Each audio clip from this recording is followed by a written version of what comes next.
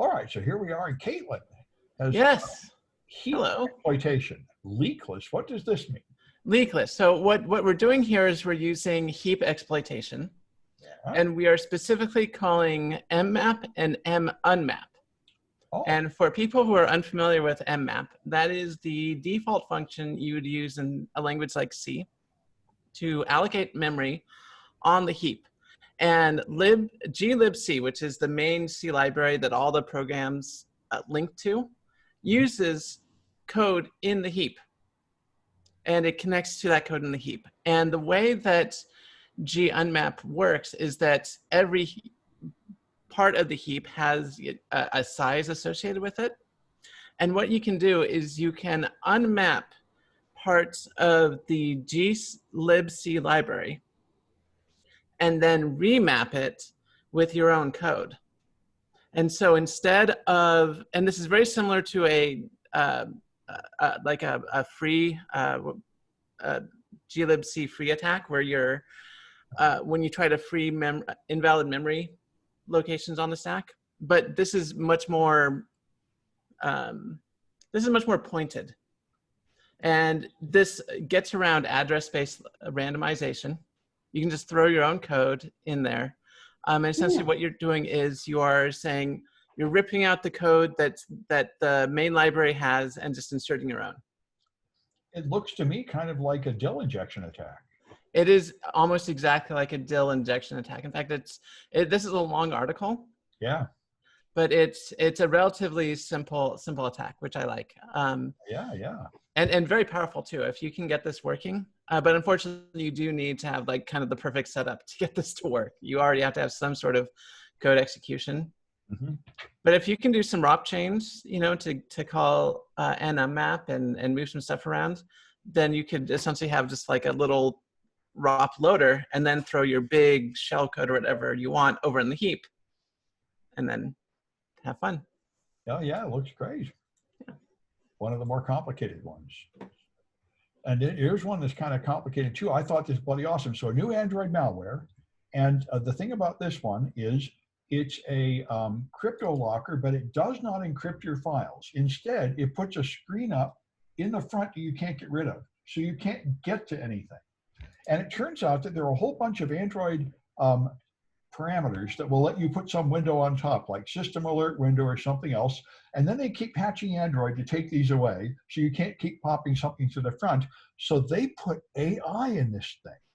They're not got it active yet, but the code is in there. It's going to run AI, and it's going to mutate to use different techniques to shove itself to the front as you develop things to block it, which is pretty awesome. So, I've been waiting for this, AI malware. And this is machine learning malware, apparently, or it's close to it. So that should be good, clean fun. And that's what I said. The bad guys will start using machine learning. The good guys will start using machine learning. And then we slowly turn into the Terminator, where they send out bots and we send out bots to shoot their bots. Anyway, a whole new world. That sounds like fun. It does, yeah. And so an arsonist? Yeah, so this is kind of a funny one, and also just sort of interesting in general, I think. So the Homeland Security sends out search warrants to Google occasionally when they're investigating a case. So this one was kind of interesting because there is this formerly famous rapper, well, I wouldn't even call him a rapper. He's more of an R&B singer named R. Kelly, who's got a ton of, he's sort of like the John McAfee of the rap and hip hop world. He's got a lot going on, and he's been involved in court cases for years and years. And what happened was an SUV belonging to one of the witnesses in his court case got torched. And in investigating the commission of this crime, they sent out a search warrant to Google that asked to search, to query any IP addresses that had searched for the address where the car was set on fire in a certain time span. So they provided it, and they were able to catch this guy because he had foolishly just been searching for the info he needed to commit his crime while logged into his Gmail account. Hey.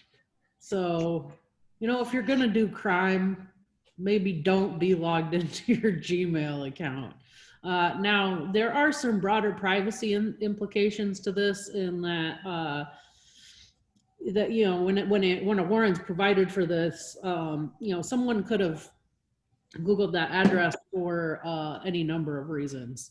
Perhaps they're a Uber Eats driver who's going to drop off a food delivery or something like that. And sometimes the data isn't correct in the app, so they've got to look up addresses.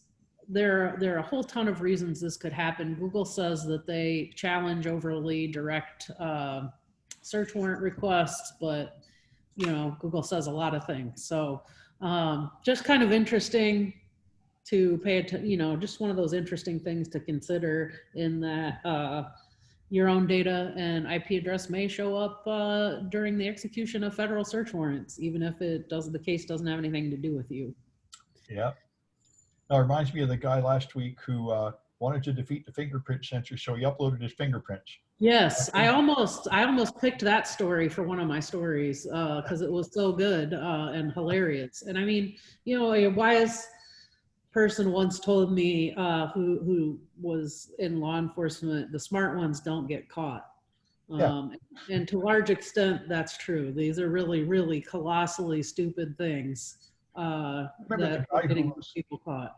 Remember the guy who put on YouTube a video of him, hey, I'm going in the bank. I'm the guard. I'm taking in his thumb drive. I'm sticking it in the CEO's machine. Now I'm going to get his password. This is going to be great. Yeah. There's just a lot of criminals that do this stupid stuff. Okay. And then Irvin, you got the grand challenge. This starts like today or tomorrow, right? It starts today, actually. So Have you for looked at it? anybody who's in community college and up can participate in this. It seems like it's a offshoot of NCL, but nonetheless, it's an opportunity for any of our listeners who are college students to participate in. Yeah. I think I even registered for it, but I haven't checked it out yet. And so it's an ordinary kind of CTF, I guess. Yeah, ordinary kind of CTF. It's not the traditional NCL where you do by yourself and then you work with somebody else. It's completely on your own. It does have a virtual networking. Is there some kind of glorious prize? There are some glorious prizes, like an iPad, AirPod, and Bluetooth speakers. An iPad is not that glamorous a prize anymore. Well, I guess the new ones are. Anyway. With meeting Lockheed Martin employees. Yeah. As part of this is you upload your resume. So you get a job. That's more like it. So you could potentially get a job, yeah. Well, that's good. All right. That's a good one. And we got PowerShell logging. Yes. So this is a cool technique. I don't know why I never thought of this before. But let's say you are on a machine and you want to avoid getting logged. My first thought, of course, is just disable logging. But let's say you can't do that. You're on PowerShell. You can't disable logging. What can you do? You can create a whole bunch of aliases that will obfuscate what you're doing. And now you're saying, well, okay, but if you do that, then the aliases are going to be in the logs. Not necessarily, because there's a function in PowerShell called import alias that will accept a CSV file. So you write all the aliases in a CSV file, and then you run the import alias command to the CSV file, and the logs will not show what the commands have been changed to. So have fun. Nice. So now your commands look like this. Yeah, exactly. Good to know. That's pretty awesome. Yeah. I love these little, just excellent little ideas. I wonder if that's true with Bash. I'm sure you could do something similar with Bash, like write a script in Vim or Emacs if you are more awesome. You write a script, and then instead of and then you just execute the script, and then the logs only show you executing the script, and they don't necessarily show what you entered into the editor. Mm-hmm. Oh, this reminds me of the compiler that compiles your code into nothing but move statements. So now you can't read the disassembly. Or it's like JS-fuck. JS-fuck was like this. You just have nothing but punctuation marks. You can't tell what it's doing. And then, so this one I thought was pretty interesting. On Twitter, somebody wanted to do a hash rate hashing crack. So he said, here's a little challenge for you. 10 characters, random letters, numbers, and uppercase and lowercase, SHA-256, and no salt. Can you crack it? And the answer is yes. This guy got his buddies who run crackers to all take pieces up, work together. It took them 5 days, and they cracked it. So a 10-character password is apparently no longer secure at all, at least with SHA-256. But anyway, that's pretty interesting. That's why, you know, I remember a time when they would say use like 6-character passwords or 8-character passwords, and I guess we're well past that now.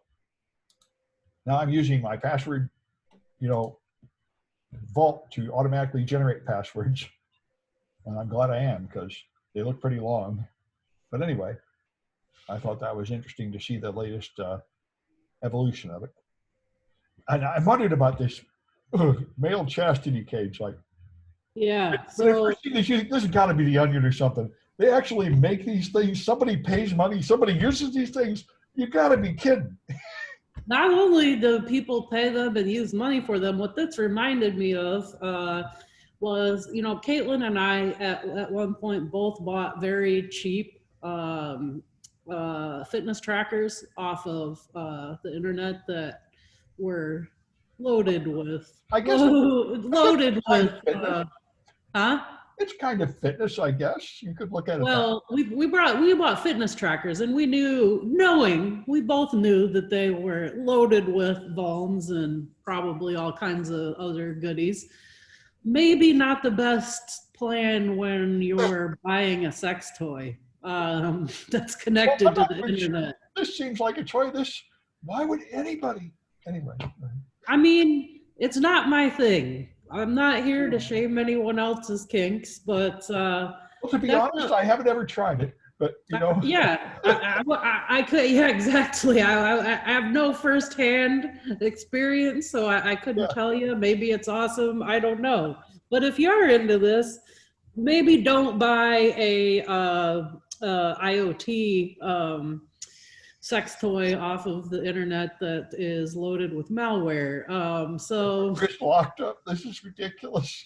yes, And also keep in mind, there's no override either. There's no physical override. So if it gets locked and you can't turn the power back on. yeah.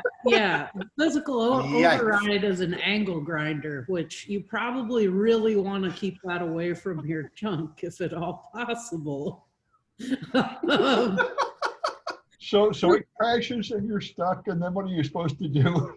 Yeah, that's when that's when the angle grinder comes in, because they've got to essentially cut it off, because there's no other way to get yourself loose from it. So Prone to locking up randomly. Did they fix it or something? Supposedly, but I mean, you know, there are some times where it's really hard to regain the consumer's trust. And I would think so. Yeah. I would think this would be one of those scenarios. You know, when I had these little laptops and they were like new and rare, I had got a lock to lock my laptop to a table. So I went to a conference and locked it up. And then I dialed in the code and it wouldn't come off. And then I Googled it and it said, oh yeah, the part inside comes loose and spins around. So the combination won't work anymore. And I'm like, right. So somebody found like a hacksaw and I saw it do it. And then they said, oh, there's a special technique from our product safety team to deal with this. You dial in 0000 and then 0001 and you keep trying numbers until one works. And I'm like, They did find one worker. They did find one workaround that didn't involve bolt cutters or an angle grinder next to your penis, and that is to overload the circuit board that controls the locking motor with 3 volts of electricity. So basically 2 AA batteries. So only if 3 you volts. fry the board, then if you fry the board that controls the locking mechanism, then it'll pop open. But, you know, I would love to, you know, something tells me that's not a fail safe. So I don't know if they did it on more than one unit, no pun intended, but they were able to circumvent it that way. Well, you know, what a time to be alive. Our ancestors never had access to this fantastic technology. Only we get it. Yeah. Anyway, okay. Anyway, Coronafied. What is Oh this? man. So spying on employees is going up. Yep. Oh, you mean to Students. see if you're really working at home or Googling? Yeah. Yep. The seeing if you're really working. Are you going off on other tangents, or are you actually Yep. being productive? There's- That's going back up again. Okay. There's one company that is making people sit on Zoom in front of the camera all day, every day, for 8 hours a day. I heard Rest of about the that. office. Of course, we wouldn't know anybody like that, but Nope. But anyway, that's on the rise. yeah, you know, this is pretty ridiculous. I mean, they've forgotten that people are the point, and people are not robots. But anyway. Well, and I feel that there's some extent of it's like what happens when you get a college with too many administrators. Not that I would know anything about that, Yeah. but what happens is that you have people whose only purpose is micromanagement, and when that happens, you know, especially if employees are doing their jobs well, there's nothing to micromanage. So they've got to justify their existence somehow. And so essentially what they will do is take an initiative like this here in Irvin's article and then present it as if it's going to be some awesome awesome solution to replicate being in the office physically, and it's going to be great for the company and great for employee engagement and all this stuff. And then it gets rubber stamped and implemented, and really what it is a toxic, abusive, creepy measure. Yeah. No, it reminds me of people who think you have to like whip the workers to keep them working. It reminds me of classes where you like get all paranoid about punishing students for cheating. When what you could do is make it more fun. And you can make it so people want to do their job. Yeah, I mean, the other thing too is that you're just going to get burnout if you try to work 8 hours straight. Yeah. I mean, even when I'm in the office, I, you know, go for a walk once in a while. You know, I have to get up and stand and just stretch, especially with coronavirus. And I don't have a separate office. I'm working out of my room. Yeah. Like I need a lot of breaks, I'll be honest. But it keeps me productive. I get up in the morning, I'm able to get in a good, 2-3 hours, take a break, and then maybe go to a meeting for an hour, and then my brain's fried, take a little break, and then do some more work, and then if I tried to just sit for 8 hours straight, I would probably, for the first 3 hours, just the same. And then the rest of the day, I'd be drooling. Yeah. Well, there's different kinds of jobs. Like a receptionist or security guard really has to be there all that time. But creative people, you have to do it at certain times, and you have to go away from it. Yeah, and for the latter category of jobs, really the thing to do is to focus on deliverables. Don't focus on micromanaging every minute of your employee's day, or insisting that you dictate their desk hours. Like, focus on the deliverables. Are they getting it done, and are they getting it done well? And if that's the case, cool, let it ride. If it's not happening, you meet with them and figure out where the blocks and the failures are, and then you work together to overcome those. It's not rocket science. Well, the one part which I spent most of my life banging against is the hackers at DEF CON demonstrate this thing, which is that the really creative people are usually really crazy, and the way they work, their boss will never understand. Right. And they do weird things that don't seem to make any sense at all, and they allocate their time in strange ways. And it's at some point, it's not even productive anymore. But keeping them in line at all is so difficult. It's a real art, like herding cats. You know, how do you actually get good out of these people when they are so crazy? Anyway. So then we got, let's see. I'm sort of disoriented by that. All the way at the top. Yeah, I was sort of, something disoriented me about the news today. All right, so anyway, all right. So remotes, okay. Okay, so there's some remotes to TV, and I believe it's from Comcast. Yes. And they have microphones built in, so you can talk to a remote and say, go to channel 60, go to channel 44. Oh. What could possibly go wrong with this? Well, you guessed it. Mind.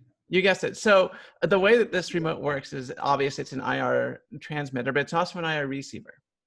And you can use that IR receiver ENIS to essentially flash the firmware and send your own software to the remote control and turn it into a listening device. Neat. Supposedly it's been fixed. Now, Comcast would never lie to the public. Never. No. If Comcast says there's no security vulnerabilities, there's obviously no security vulnerabilities. So even if you don't get a smart speaker, this thing is a smart speaker connected to the internet, hearing everything you say. Yes. Mm-hmm. Swell. And this is just so you can talk instead of figuring out which button to press. Yeah. I've seen this before. I mean, it's not a bad idea. The problem, of course, is that it's connected to the internet. It's an IoT device. Yeah. But it's not marketed or kind of seen as an IoT device. It's just the remote that is bundled with your system that you use to change the channels. And look at this, it has a cool feature where you can talk to it.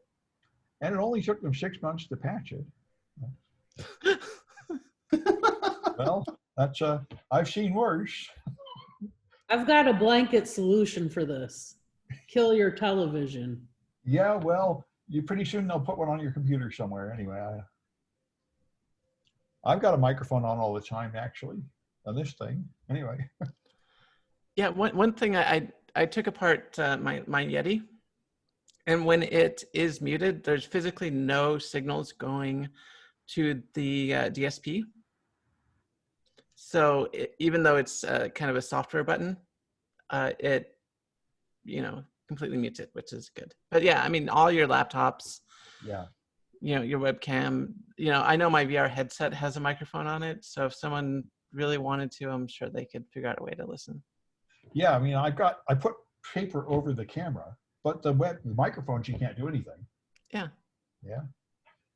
And one of the things that the talk from the Fire Eye, who came to talk to your class, one of the more interesting stories was when the hackers got into the phone system and just turned on the intercom while they were discussing how to get rid of the hackers and just listen to the conversation.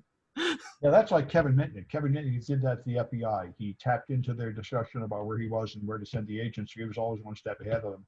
They'd show up and find an insulting note or something.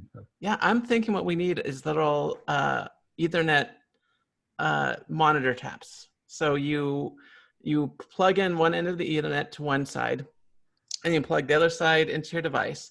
And whenever there's traffic going through it, or at least a large amount of traffic or however much, it'll like blink red. So no matter what's happening on the device, even if the device is completely compromised, you can still see if there's traffic going back. And I think we really need those in conference rooms. But that's actually a very good idea. People would pay for that in their house.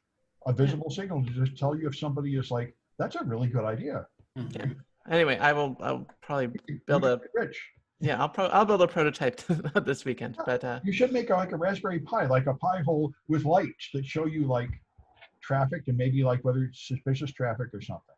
We can do it much cheaper than that, but yeah. Okay, yeah, well, anyway. So this one's been hitting the news a lot. Coinbase, and now finally the Washington Post got in, and I saw some people complaining this rotten hit piece, but it actually explains it to me because Coinbase had this careful article saying no more politics at work, okay? just everybody leave your politics at home and their work is just about making money. And I said, well, that might not be wrong. That's the way you were supposed to do it 10 or 20 years ago. But what's really going on? And they went and interviewed people. And of course, what's really going on is they're right wingers. And they don't want people talking about Black Lives Matter or anything. That's what led to it. So but anyway, even so, if they actually meant, what they said, it might be all right. But then he said, if you don't like it, you can leave and we'll give you a generous severance package. So 5% of the people quit already and more are coming, leaving. And so anyway, they're talking about it, but this is interesting. A lot of people responded to this. A lot of other entrepreneurs came up and said, boy, I wish they would do that. I'm so tired of all the damn politics and political statements in the workplace. And other people said, you rotten bums, you mean fascists, you're a terrible workplace for doing this. So it's battling. This is what ended DerbyCon. It became a big issue at Hope and DEF CON. It's the problem of, since we're at a level of division like the Civil War, all parts of life, people feel like you need to continue the battle into that part of life. So I kind of understand the guy when he says, we would like work to be a place where you get away from the political battles. But I don't think it's practical. Well, no escaping it. Yeah.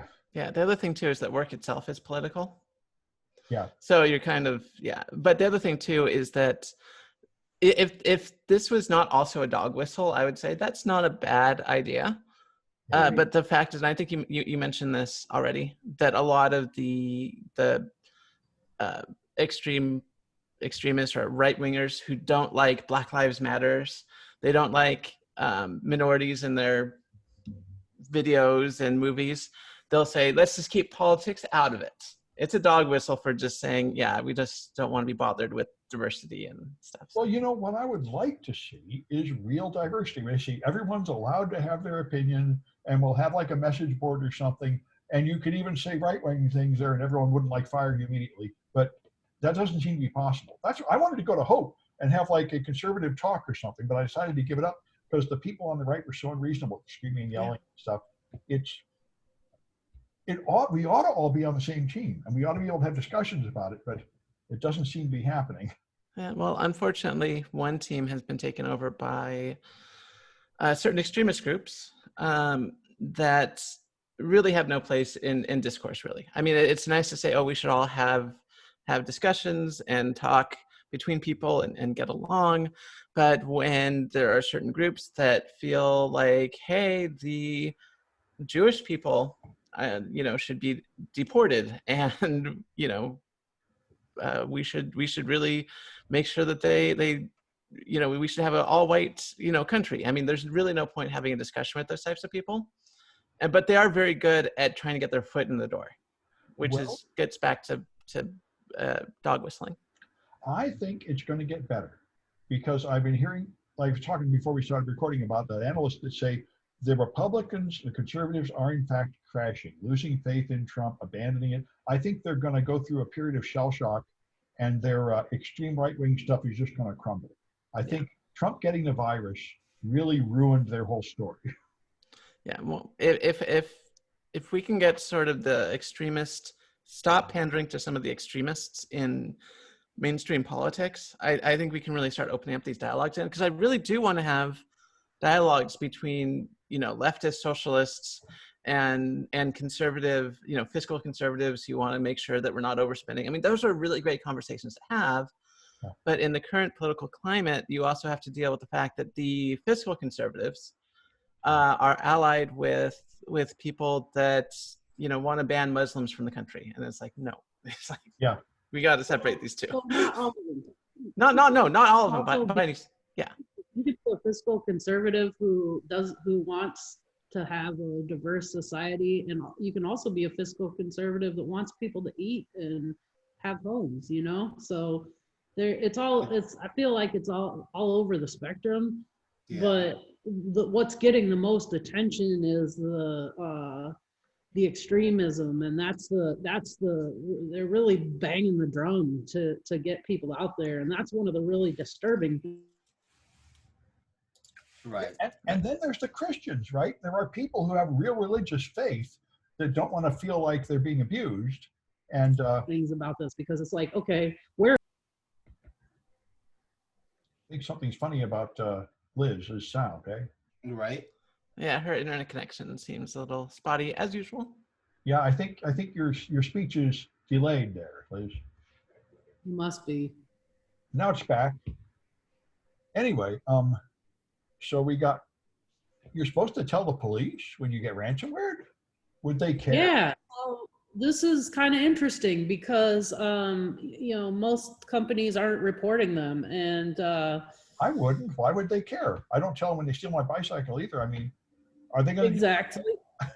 Exactly, but I don't either. That's a problem though, because for one, there are no accurate statistics on how it's happening and how it's going down. And for two, when you do report it and say maybe you aren't dealt with a useless law enforcement organization, say they actually care to investigate it, it's actually a good thing because it helps uncover the perpetrators sometimes. It helps uncover the methodology.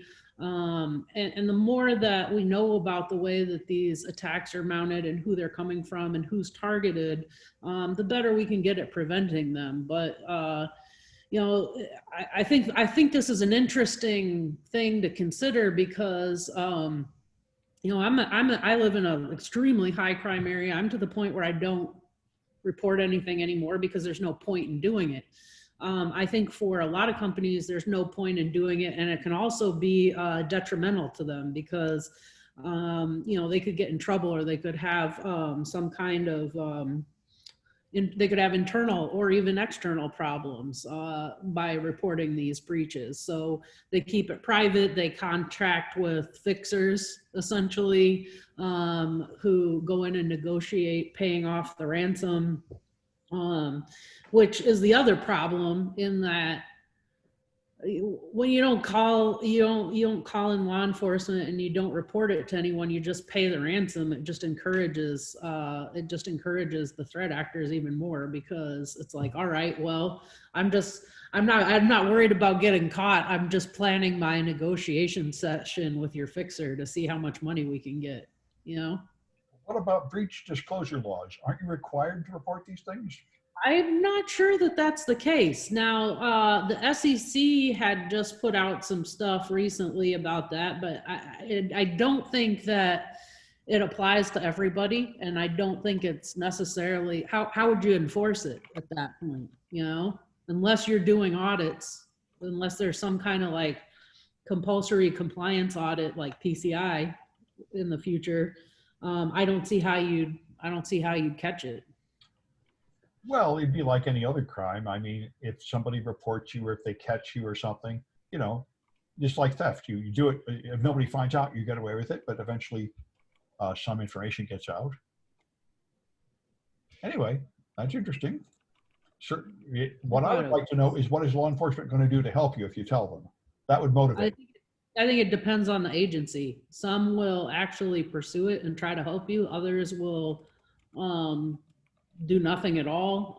And even depending on the agency, it depends on what agents you end up in contact with, because you could be, you could contact someone at Scotland Yard, and maybe one person that you talk to blows it off, or another inspector takes it seriously and goes full on and mounts an investigation and everything. So the answer to that is we just don't know. Yep. All right, and then we got this one. I saw this one from Irvin. So speaking of, that's pretty much a good segue. Yeah. From Liz's to mine is the Office of Foreign Assets Control is looking to levy sanctions on those, or penalties on those who pay the ransom. Interesting. If it's going to a embargoed country like North Korea or something, right? Right. So if it's going out, there, then they basically don't want people to pay, and if you do, then you're gonna get slapped on the wrist more. But I've heard in practice they don't actually penalize people yet. They're just talking about it. They could. Right. Yeah. Right. It's just a talk now, but it's one of those. It's kind of like the California version of GDPR. It's going to be talked first and then bring into law, but not into effect. It's going to be a step by step. Well, if they made it illegal to pay the ransom and enforced it, that would probably decrease the crime eventually. But but the first few people involved will not thank you for that. And I'm not sure you can apply this as a blanket policy because, you know, maybe you're in a situation where you have a hospital that has been hit with ransomware, and if you don't pay it, then people are going to die. You know, so I mean, Yep. This is tricky from a policy perspective for sure. Yep. And from a moral perspective, I mean, the police offer rewards for turning someone in, and all that is getting one criminal to turn on the other. Yep. Really not that different. Yeah, so there isn't really a morally pure position of saying you never give the cops any money. I got an extra one that I thought was fun. This is the amount of satellites going around the Earth, sped up 240 times. So it shows you how much junk there is out there. It must be no fun trying to steer your way through this. Actually, Sam, that's a huge problem. Yeah. Junk in space. But if there's a whole bunch of junk in space, and if they collide, you just get more junk in space. Of course. Like yeah. they don't fall to Earth. You know, they're still in orbit, except, you know, now you have 1,000 different pieces in orbit, and those 1,000 pieces hit other things in orbit, and those hit more and more, and eventually you have so much debris in orbit, it basically makes space travel impossible. Yeah. And I think the Chinese or Russia were practicing with satellite killing weapons, blasting satellites with a gun to like break them up and make even more junk. Yeah, no, this could absolutely stop. It's called the Kessler syndrome, and it could absolutely disrupt all space travel. So what we need to do is have like snails up there eating them all. Something like that. There's been some work done in collecting the old junk and satellites and then deorbiting them.